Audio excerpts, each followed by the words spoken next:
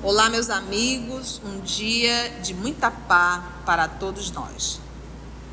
Hoje, exatamente 1º de agosto de 2025, estamos nós reunidos para estudarmos a obra A Gênese. Vamos iniciar fazendo a nossa prece de gratidão. Vou aproveitar que a nossa irmã Carla já se faz presente, vou pedir para ela fazer a nossa prece. E logo depois a nossa irmã Lígia irá fazer a recapitulação do nosso último estudo. Vamos orar?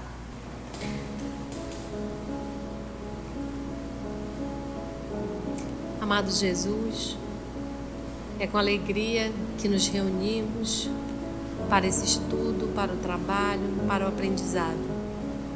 Te agradecemos a infinita bondade que Tu nos concede, essa permissão de mais uma vez revermos essas lições que nos mostram o nosso lugar no universo, no mundo, o quanto que parece tão pouco que temos que aprender diante da imensidão infinita desse cosmos. Ajuda-nos, Senhor, nessas lições de grandeza universal, sabermos que na nossa pequenez também temos um trabalho grandioso a fazer, porque mexe muito com as nossas emoções, com os nossos calos, com as nossas dores. Ajuda-nos a caminhar nesse mundinho tão maravilhoso que Tu nos concedes, com a Tua luz, com o Teu entendimento e com a Tua proteção. Que assim seja. E aí, Lígia, conta pra gente. Nós estudamos da última vez as estrelas fixas, que elas são sóis que estão fora do nosso sistema solar, espalhado pelos universos. Elas são chamadas fixas porque elas parecem não se mover umas em relação às outras, diferente dos planetas, que sempre mudam de posição todos os dias. E elas formam entre si as constelações. Então esse estado de ser fixa é só aparente. Elas se movem, mas elas estão tão longe que a gente não consegue perceber esse movimento. E cada estrela, na verdade, é um sol como nós, com seus próprios planetas girando ao seu redor. E hoje nós vamos entrar nos desertos do espaço. Item 45. Um deserto inimaginável, sem limites, se estende para além da aglomeração de estrelas que acabamos de tratar e a envolve. Solidões sucedem a solidões, e incomensuráveis planícies do vácuo se estendem pela amplidão afora. Os amontoados de matéria cósmica se encontram isolados no espaço como ilhas flutuantes de um imenso arquipélago. Se de alguma forma quisermos apreciar a distância enorme que separa o aglomerado de estrelas de que fazemos parte dos outros aglomerados mais próximos, precisamos saber que essas ilhas estelares se encontram disseminadas e raras no vasto oceano dos céus, e que a extensão que as separa umas das outras é incomparavelmente maior do que a que lhes medem as respectivas dimensões. Então nós falamos, desses grupos de estrelas, da Via Láctea, e fora, estava dizendo aqui que fora da Via Láctea tem enormes vazios no espaço, silenciosos, sem vidas, e esses grupos de estrelas estão espalhados como ilhas no meio do oceano. E essas distâncias são imensas. Ora, como já vimos, a nebulosa estelar mede em números redondos 1000 vezes a distância das estrelas mais próximas, isto é, alguns 100.000 trilhões de léguas. Tem uma nota, Lígia. Nota 59. Cada légua corresponde a 6 quilômetros. Sendo assim, em números atuais, teríamos 600.000 trilhões de quilômetros. A distância que existe entre elas, sendo muito mais vasta, não poderia ser expressa por números acessíveis à compreensão do nosso espírito. Só a imaginação, em suas concepções mais altas, é capaz de transpor tão prodigiosa imensidade, essas solidões mudas e privadas de toda aparência de vida e de encarar, de certa maneira, a ideia dessa infinidade relativa. 46. Todavia, o deserto celeste que envolve o nosso universo sideral e que parece estender-se como os afastados confins do nosso mundo astral é abarcado pela visão e pelo poder infinito do Altíssimo, que, além desses céus, dos nossos céus, desenvolveu a trama da sua criação ilimitada. 47. Além dessas vastas solidões, com efeito, irradiam mundos magnificentes, tanto quanto nas regiões acessíveis às investigações humanas. Para lá desses desertos, vagam esplêndidos oásis no éter límpido, renovando incessantemente as cenas admiráveis da existência e da vida. O éter, gente, regiões superiores da atmosfera, né? Ar das regiões, e a gente pode chamar também de fluido cosmo, né? Condutor de luz e do calor pelo ar. Então não penso no éter, a substância que tem lá dentro, tinha lá dentro dos hospitais, né? Esse éter seria essas regiões superiores das atmosferas, tá bom? Daí ele fala oásis no éter límpido. Sucedem-se lá os agregados longínquos de substância cósmica, que o profundo olhar do telescópio entrevê através de regiões transparentes do nosso céu e a que dais o nome de nebulosas irresolúveis, as quais vos parecem ligeiras nuvens de poeira branca, perdidas num ponto desconhecido do espaço etéreo. Lá se revelam e se desenvolvem mundos novos, cujas condições variadas e diversas das que são peculiares ao vosso globo lhes dão uma vida que as vossas concepções não podem imaginar, nem os vossos estudos comprovar. É lá que resplandece em toda a sua plenitude o poder criador. Aquele que vem das regiões que o vosso sistema ocupa se depara com outras leis em ação, cujas forças regem as manifestações da vida, e os novos caminhos que se nos apresentam em tão singulares regiões nos abrem surpreendentes perspectivas. Então, está dizendo que mesmo com esses desertos imensos no espaço, tudo está sob o olhar e o poder de Deus. Ele criou mundos lindos, mesmo nessas regiões que parecem vazias. E além desses desertos, existem outros conjuntos de estrelas que os telescópios conseguem enxergar como pequenas manchas no céu. São as nebulosas. Nesses lugares existem mundos com forma de vida e leis diferentes do que conhecemos. Então tudo isso mostra a grandeza da criação divina. Ele diz aqui esse finalzinho que eu achei bem interessante. Lá se revelam e se desenvolvem mundos novos. Lembra que nós estamos falando exatamente do quê? Dos desertos. Lá se revela e se desenvolve mundos novos, cujas condições variadas e diversas das que são particulares ao vosso globo, lhes dão uma vida que as vossas concepções não podem nem imaginar. Nem os vossos estudos podem comprovar. Está muito além. Outras condições. Eu digo que não existe espaço vazio. O que a gente acha que está vazio, não está. E aí tem uma nota do professor Allan Kardec, a nota de número 60, dá-se em astronomia o nome de nebulosas irresolúveis. Então, como você pode ver, dá uma olhadinha no slide, diz, eu não sei o que é uma nebulosa, tia. Tá aí a imagem para você ver uma nebulosa, né? Lembra que a nebulosa, a gente costuma explicar, é a mãe, né? É essa fonte criadora aí da matéria, né? Nota de Allan Kardec. Então ele diz assim: aquelas em que ainda não se puderam distinguir as estrelas que as compõem foram, a princípio, consideradas acervos de matéria cósmica em vias de condensação para formar mundos. Essa era a ideia da nebulosa, né? Que ela estaria ali condensando matéria para formar novas estrelas, né?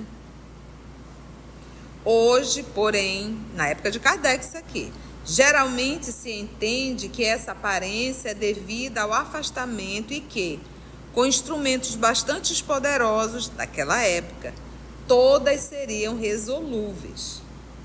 Uma comparação familiar pode dar ideia, embora muito imperfeita, das nebulosas resolúveis. Quais são? São os grupos de centelhas projetadas pelas bombas dos fogos de artifício no momento de sua explosão. Cada uma dessas centelhas nos representará uma estrela, e o conjunto delas, a nebulosa, ou grupo de estrelas reunidas num ponto do espaço e submetidas a uma lei comum de atração e de movimento. Vistas de certa distância, mal se distingue essas centelhas, tendo o grupo por elas formado a aparência de uma nuvenzinha de fumaça. Esta comparação não seria exata se se tratasse de massa de matéria cósmica condensada. A nossa Via Láctea é uma dessas nebulosas.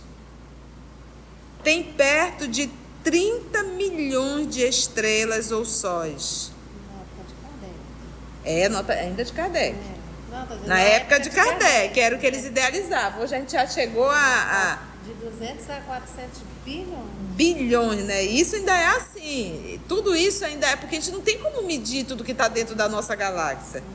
Então, tudo isso você olha, pelo que a gente olha daqui, quem que contou? 1, 2, 3, 4, 5, 6, 3 milhões, 4 milhões, 3 bilhões. Você consegue imaginar isso? Alguém contando? Né? Então, é uma perspectiva, né? Tem perto de 30 milhões de estrelas ou sóis que ocupam nada menos de algumas centenas de trilhões de léguas de extensão e, entretanto, a nossa galáxia não é a maior. Lembra que se a gente viajar na velocidade da luz, 20 mil anos, 60 mil anos, né? A gente leva para chegar até no centro dela. Entende isso? Então, é para a gente ter noção do espaço. Suponhamos somente uma média de 20 planetas habitados circulando em torno de cada Sol. Teremos 600 milhões de mundos só para o nosso grupo. Se nos pudéssemos transportar da nossa nebulosa para a outra, aí estaríamos como em meio à nossa Via Láctea. Porém, com um céu estrelado de aspecto completamente diverso, e este, apesar das suas dimensões colossais, nos pareceria de longe um pequenino floco lenticular perdido no infinito.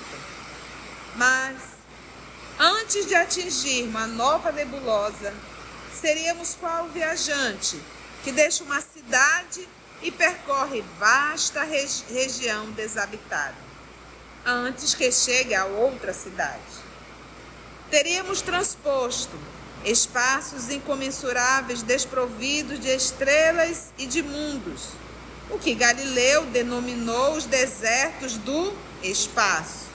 À medida que avançássemos, veríamos a nossa nebulosa afastar-se atrás de nós, diminuindo de extensão as nossas vistas, ao mesmo tempo que, diante de nós, se apresentaria aquela para a qual nos dirigíssemos, cada vez mais distinta, semelhante à massa de centelha da bomba de fogos de artifício. Transportando-nos pelo pensamento às regiões do espaço além do arquipélago da nossa nebulosa, veremos em torno de nós milhões de arquipélagos, ou seja, ilhas, né? Semelhantes e de forma diversas, contendo cada um milhões de sóis e centenas de milhões de mundos habitados. Tudo que nos possa identificar com a imensidade da extensão e com a estrutura do universo é de utilidade para a ampliação das ideias, tão restringidas pelas crenças vulgares, né, as crenças comuns.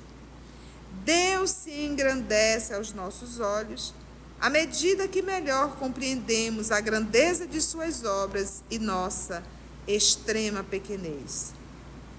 Estamos longe, como se vê, da crença que a Gênese mosaica implantou e que fez da nossa pequenina e imperceptível terra a criação principal de Deus, né? E dos seus habitantes os únicos objetos da sua solicitude, ou seja, do cuidado de Deus, né? Aquela ideia, só existe a terra, Deus criou a terra e só os homens, e todo esse universo não existe, só nós existimos. Compreendemos a vaidade dos homens que creem que tudo no universo foi feito para eles e dos que ousam discutir a existência do Ser Supremo.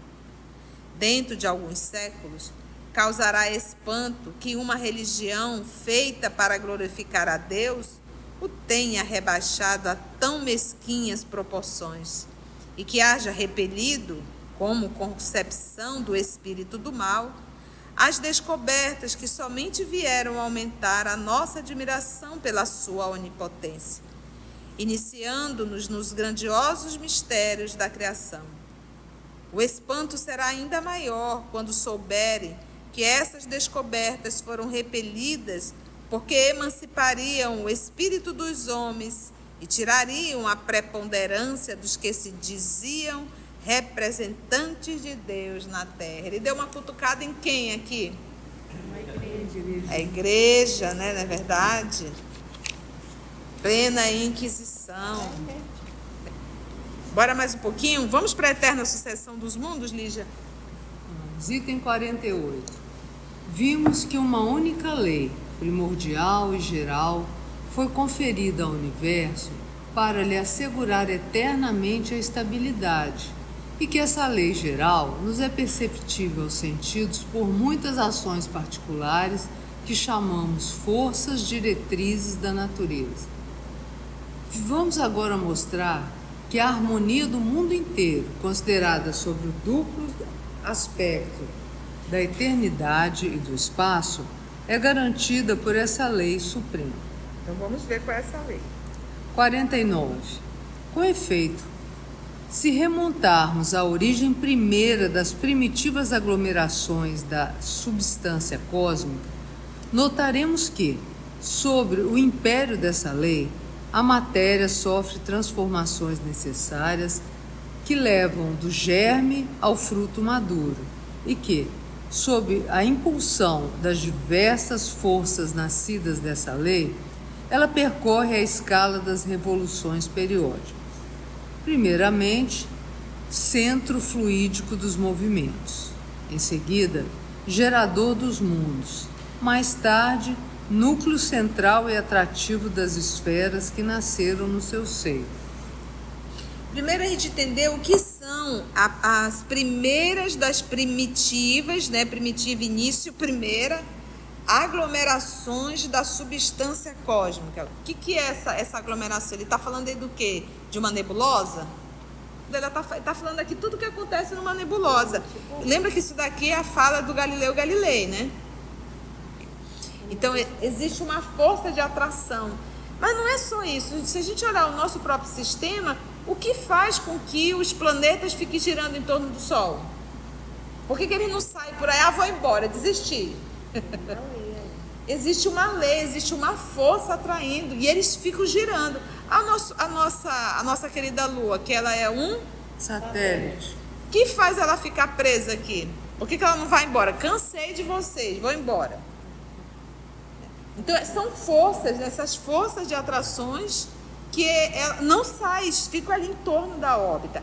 E nós também temos força de atração. Nós atraímos aquilo que somos. O que está orbitando em torno de nós? Aquilo que atraímos. É uma lei de atração. Então, essa lei de atração, ela vai... Você pega um átomo. Vamos pegar um átomo, né? O que é um átomo, se não também um conjunto ali de uma lei de atração? Nós temos o que ali no átomo? Nós temos o núcleo, nós temos os elétrons. E eles estão o quê? Os elétrons estão o quê? Girando. Girando, orbitando. Então, do micro para o macro existem leis. E é interessante essa ideia de orbitar. O que o apóstolo Paulo nos convida no livro dos Espíritos? Que nós devemos orbitar em torno de Deus, que ainda também não fazemos isso, né? Aí só para finalizar, vamos lá. Já sabemos que essas leis presidem a história do cosmos.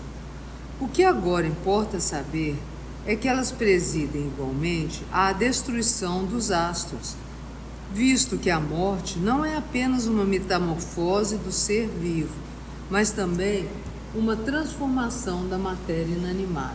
Ou seja, da matéria sem vida. Então, tudo que é matéria tem começo, meio e fim. E isso está submetido a leis. A leis.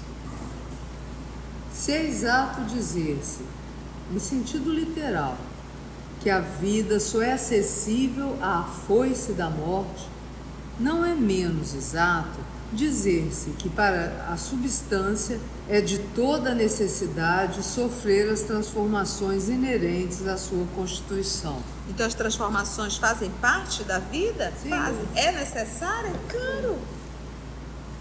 Nessa eterna sucessão, a vida é uma sucessão de ciclos, tudo vem em ciclo. 50. Eis aqui um mundo que, desde o seu berço primitivo, percorreu toda a extensão dos anos que a sua organização especial lhe permitia percorrer. Tendo-se extinto o foco interior da sua existência, seus elementos próprios perderam a virtude inicial. Os fenômenos da natureza que reclamavam, para se produzirem, a presença e a ação das forças conferidas a este mundo.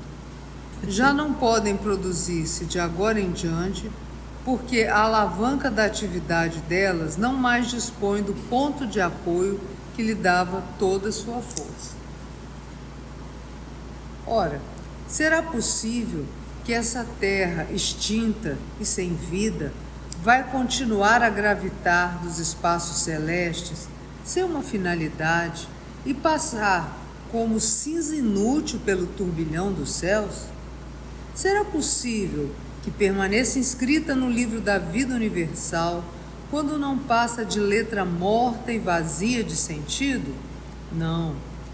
As mesmas leis que a elevaram acima do caos tenebroso e que a gratificaram com os esplendores da vida, as mesmas forças que a governaram durante os séculos de sua adolescência, que lhe firmaram os primeiros passos na existência e que a conduziram à idade madura e à velhice, vão também presidir a desagregação de seus elementos constitutivos, a fim de os restituir ao laboratório em que a potência criadora aure incessantemente as condições de estabilidade geral.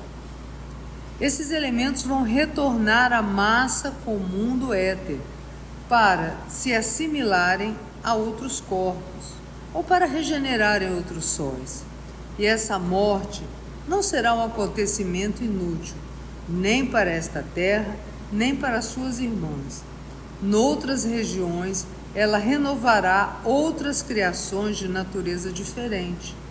E lá, onde o sistema de mundos se desvaneceram, em breve renascerá outro jardim de flores mais brilhantes e mais perfumadas.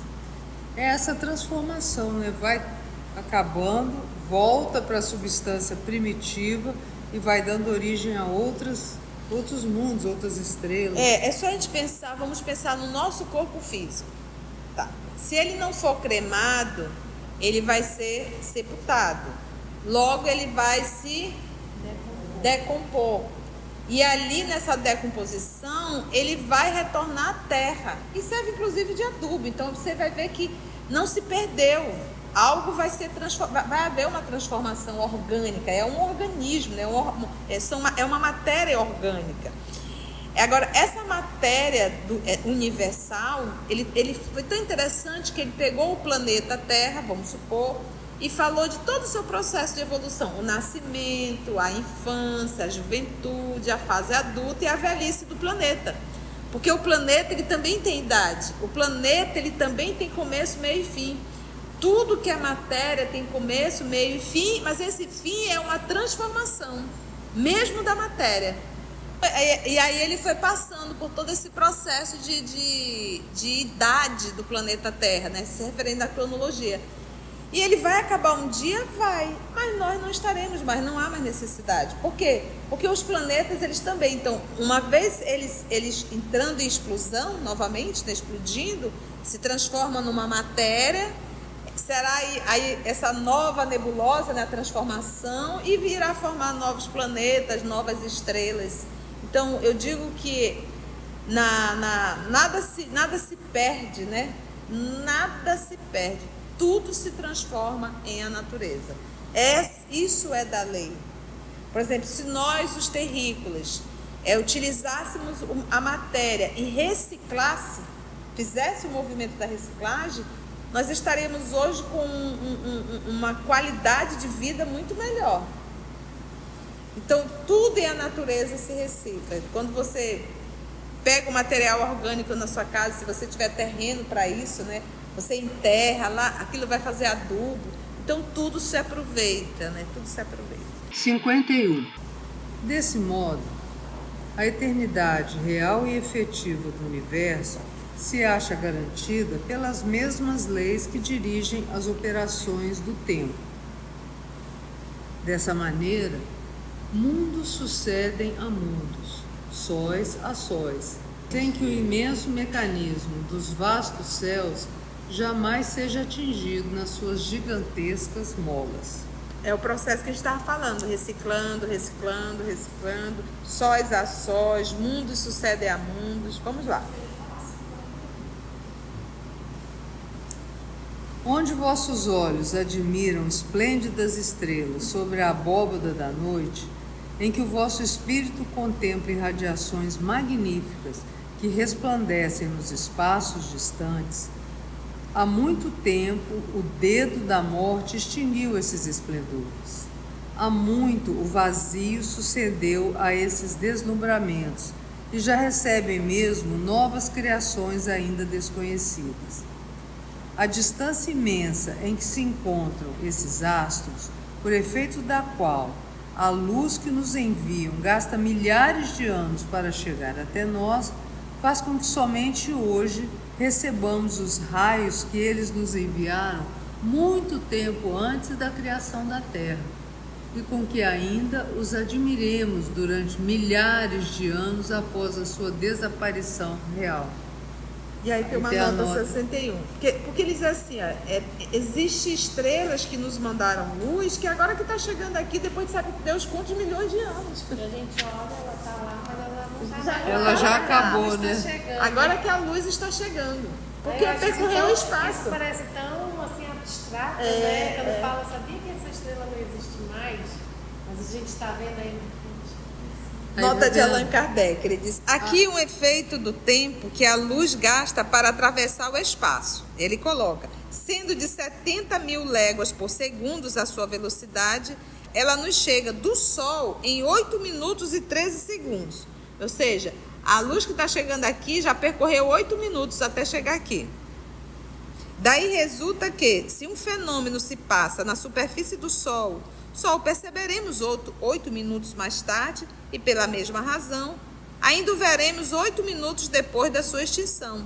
Se, em virtude do seu afastamento, a luz de uma estrela gasta 1000 anos para chegar até nós, só 1000 anos depois de sua formação veremos essa estrela. E aí ele pediu para a gente ver a Revista Espírita, março de maio de 1867, uma resenha do Camille Flammarion. Lembrando que uma légua é aproximadamente 5.000 metros. Finalizando. Que são 6.000 anos da humanidade histórica diante dos períodos seculares? Segundos em vossos séculos. Que são as vossas observações astronômicas diante do estado absoluto do mundo? A sombra eclipsada pelo Sol. 52.